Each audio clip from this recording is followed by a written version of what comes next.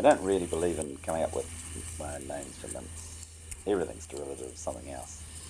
Well, this one I'm not quite so sure. This one is derived from, I was tying WD-40 nymphs, which are very fast mayfly nymphs to tie, and I figured I could make it a little faster. I like having the thread abdomen, means you don't have to rib, very fast to tie.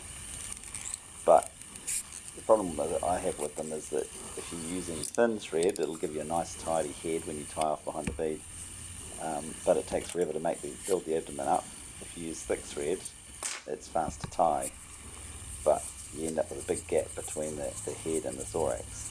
So the solution was to tie off on the abdomen at the end, and then I figured, well, why not just make the tail from the wing case last? So I'm kind of building it backwards. So I've tied in the wing case, building up the abdomen now. Often I leave the thread hanging out the back, it just makes a nice little tail anyway, but in this one I'll probably cut it off.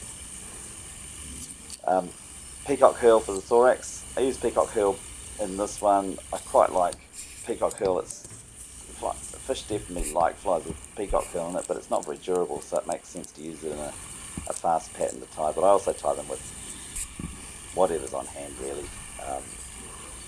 Seal's fur works well. So just tie in the thorax like you would any fly, any nymph, and then just bring the wing case over the top. Having a nice reflective mylar wing case is quite good. Flashback, fish do tend to like that.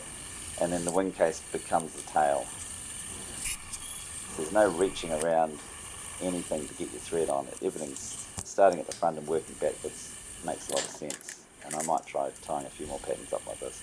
So I tend to tie these lightly weighted, unweighted even.